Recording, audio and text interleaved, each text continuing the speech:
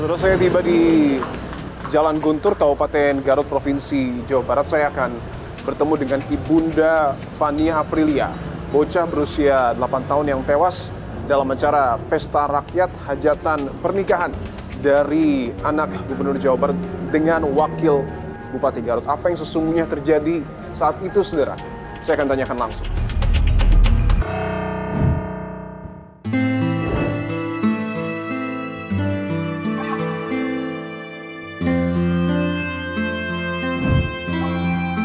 Bapak, Ibu, terima kasih sudah mengizinkan kami untuk bertamu ke rumah. Sebelumnya, saya secara pribadi dan juga tentu tim mengucapkan bela sungkawa dan turut berduka cita sedalam-dalamnya atas peristiwa yang tentu kita tidak pernah prediksi akan terjadi. Saya izin minta ke Bapak dan Ibu untuk menanyakan apa yang sebenarnya terjadi pada saat hari H. Jadi saya makan jualan, lihat anak nggak ada, biasanya kan main sebelah banyak yang pingsan gitu, jadi ini takut mainnya ke sana, dicari-cari sebelumnya nggak kan ada. Biasa mah main di taman di sebelah saya, nggak jauh-jauh, nggak tahu bakalan ke sana. Kalau tahu mah udah.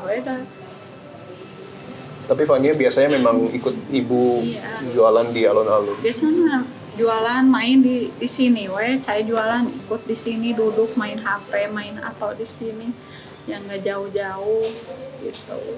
Sempat bilang mungkin Pak Bu, mungkin Fania bilang pengen ambil makanan. Enggak Pak. Makanya saya kaget, tahu-tahu dicari ke sana kemari nggak ada. Ada yang nelpon ini karena anak pingsan ada di ambulan, katanya iya keinjak, tahu jatuh katanya injak. Nggak tahu pokoknya mah. Udah tahu-taunya udah ada di ambulan. Dan di rumah sakit Bapak Ibu baru tahu bahwa Fania sudah tidak ada. Baru dikasih tahu. Baru dikasih tahu, padahal udah tahu, kelihatan tangan kaki udah dingin, udah beda lah. Udah kata yang gendong juga, cina udah nggak ada pas digendong. Tapi sebelumnya mungkin Bu Mela atau Bapak mendapatkan informasi kalau memang hari itu ada acara pesta rakyat, sudah tahu? Udah tahu, tapi kan dulu mah nggak begitu banyak kayak kemarin. Dulu mah biasa, nggak di sana juga. Dulu mah jadi di lapangan, biasa. Sebelumnya pernah, tapi nggak kayak gini. Pas selama ini? Beda, nggak tahu ada KDM kayaknya. Jadi dari mana-mana datang. Sejauh ini sudah datang semua pihak yang memang menyelenggarakan acara mungkin, Bu? Sudah semua. Termasuk juga pengantin sudah datang semua? Udah, pas kejadian juga langsung ke sini. Oke. Mungkin ada yang ingin Ibu Bapak sampaikan juga ke polisi, karena kan sampai saat ini masih diselidiki ya? Ini kan lagi dalam proses, katanya saya juga kan udah ada surat panggilan. Oh, sudah diperiksa juga ya? Belum, besok. Besok diperiksa? Iya. Biarlah polisi lah yang di Polda? Iya. Udah ikhlas belum, Bu? Ya ikhlas gimana ya? Disebut ikhlas ya keinget-inget karena susahnya.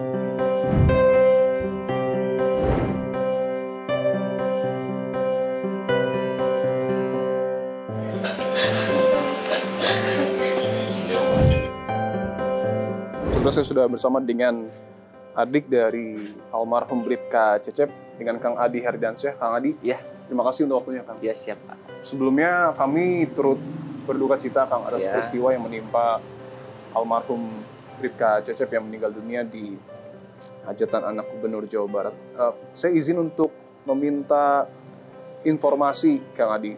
Saat itu saya dapat beberapa informasi bahwa almarhum Bribka Cecep ini meninggal karena kelelahan. Apakah almarhum ini meninggal saat sudah selesai membantu evakuasi atau memang meninggalnya pada saat menyelamatkan warga? Emang meninggalnya emang dia udah menyelamatkan, dia kelelahan mungkin, cuman nggak lama di situ langsung dia di tengah kerumunan. Ya, dibawa dulu ke pinggir. Nah, udah gitu sempat minum dulu dia. Sebelumnya tapi Kang Adi, almarhum ini sempat menceritakan tidak bahwa dia akan bertugas dalam acara pesta rakyat pernikahan anak Gubernur Jawa Barat? pagi-paginya ke teteh saya emang udah bilang sesudah Jumatan dia dikasih sprint sama Polsek Karangpawitan suruh tugas di situ. Setelah Jumatan? Iya, sebelum sebelum Jumatan ngobrol dulu sama istrinya. Artinya baru di hari H Iya. almarhum tahu bahwa akan bertugas di situ? Kalau almarhum mungkin dia nggak tahu, baru ngobrol ke kakak saya, nggak tahu gimana. Yang penting istrinya yang tahu hari Jumat itu pagi-paginya gitu sebelum Jumatan. Mungkin ada informasi lain atau keluarga mencari informasi tambahan soal kenapa sih akhirnya terjadi desak-desakan seperti itu? Sempat mencari tahu hal itu? Mungkin kalau dari keluarga kita Pak nggak ada usut-mengusut Pak. Jadi udah ikhlas ya. Udah menerima ikhlas mungkin dari keluarga kita. Saya mewakili mungkin ya. Cuman kalau dilihat sama saya pribadi gitu, emang kurang dari panitianya kalau nggak saya. Kurang persiapan dari panitianya. Judulnya ya Pesta Rakyat, terus yang ngadain acaranya public figure. Mungkin kalau yang tidak diundang juga pasti datang. Nah harusnya si pihak IO harusnya tuh mempersiapkan sebelumnya gitu ya. Harus benar-benar matang karena memang IO tuh garda terdepan kalau dari acara gitu. Saya ingin tahu figur ataupun keseharian Bribka Cecep ini di mata keluarga sebenarnya seperti apa sosok? Jiwa sosialnya memang bagus dia. Jadi kalau ada yang meninggal apa-apa ikut dia. Nggak lihat masyarakat mana emang ikut dia. Gotong royong di masyarakat bagus sih dia. Sempat mungkin pihak yang ditolong juga datang ke sini? Datang kemarin Pak. Kemarin pas udah beres tahlil datang minta maaf sama mengucapkan terima kasih sama ibu bapaknya ke sini. Dan jadi dia tuh berdua Pak. Dan kita tahu juga bahwa Kapolri memberikan kenaikan pangkat ya? Iya betul, syukur alhamdulillah mungkin ya, karena penghargaan mungkin ya dari Kapolri. Jadi benar-benar mungkin Polri bersama masyarakat emang benar-benar contohnya kayak kakak saya kemarin.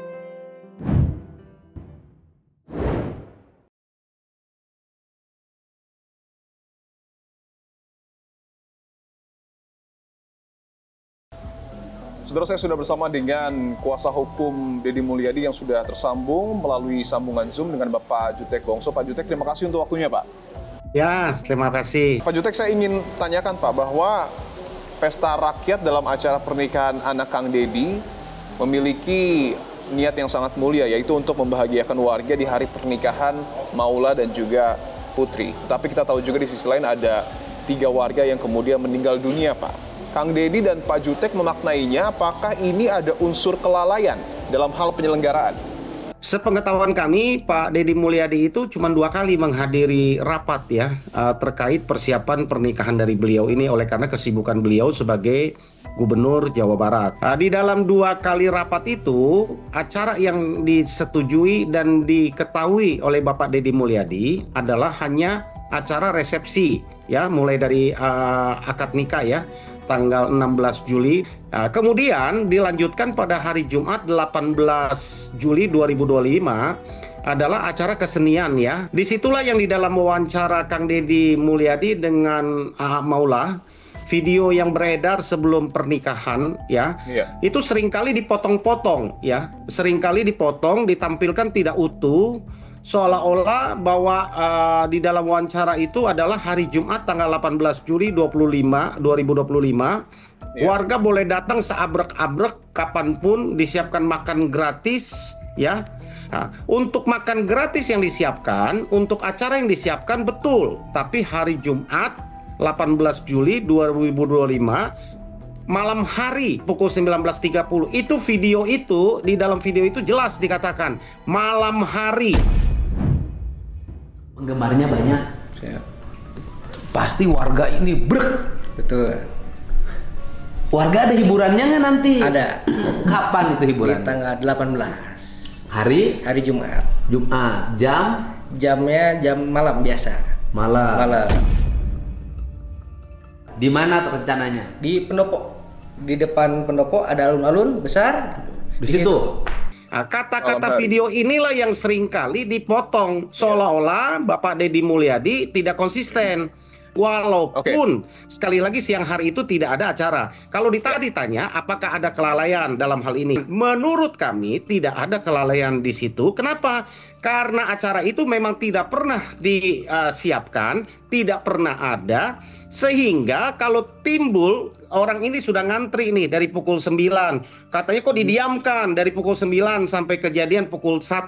Bukan didiamkan, datangnya nggak seabrek, Mas. Datang itu nyicil ya, sedikit mungkul, numpuk, dan belum terjadi apa-apa. Mereka sabar menunggu gitu kan, bahwa itu atas karena walaupun tidak diundang atas inisiatif dari panitia, diberikan juga mereka konsumsi akhirnya. Itu yang terjadi. Kalau itu tidak direncanakan, acara itu tidak pernah ada dan tidak pernah disetujui oleh Pak Deddy Mulyadi, di mana unsur kelalaiannya? Izin kami lengkap, Mas. Ya, kami sudah beritahukan izin aparat lengkap ya, Pak Jutek. Lengkap. Yang lain diurus IO ya. Kami serahkanlah kepada aparat kepolisian ya untuk dalam mengusut ini. Kami nggak intervensi lah, silakan aja dilakukan. Intinya menurut kami kalau tidak ada kelalaian, tidak ada pidana di dalamnya, ya menurut saya tidak mengurangi rasa simpati kami. Toh kami sudah datang kepada korban ya, Pak Deddy Mulyadi sudah datang, tim kami juga sudah datang, kami sudah santuni secara sosial, tidak ada masalah. Kenapa yang lain mempermasalahkan? Nggak ada unsur pidana di dalamnya. Itu menurut saya musibah gitu, Mas. Yang jelas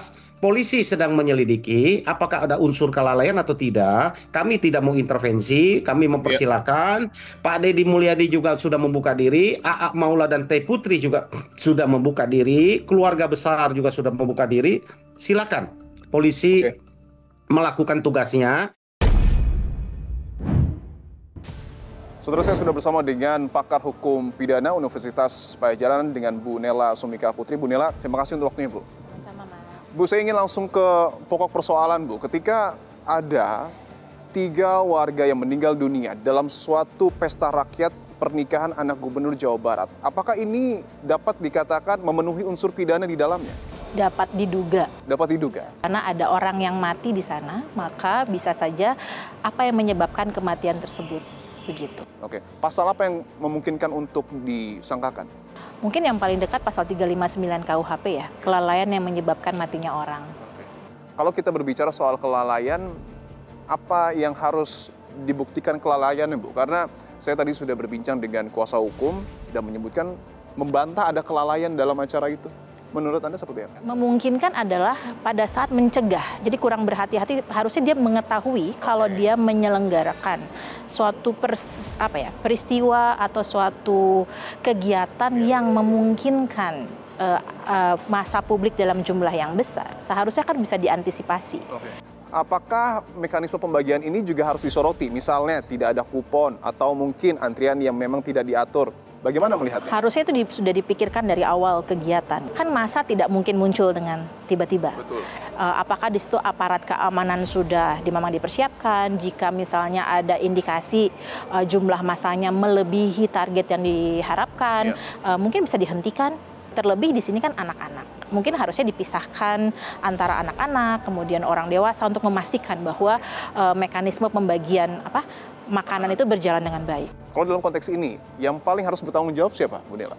Yang paling harus bertanggung jawab, kita harus lihat dulu relasinya dengan akibat yang dimunculkan. Jadi apakah benar memang para pihak di sini mengetahui sejauh mana pengetahuan itu dimiliki oleh para pihak yang menyelenggarakan acara, karena kan di sini pihaknya macam-macam ya. Betul. Tidak hanya yang menyelenggarakan pernikahan, tapi juga ada melibatkan pihak ketiga kalau saya tidak salah, yaitu wedding organizer, dan sejauh mana relasi antara wedding organizer dengan penyelenggara pernikahan. Jadi inisiatif itu juga datang dari mana gitu. Oke. Kalau polisi pada akhirnya kan harus memeriksa sejumlah saksi untuk melakukan penyelidikan, perlu tidak memeriksa Gubernur Jawa Barat? Sejauh bisa ditunjukkan bahwa ada kaitannya dengan peristiwa ini.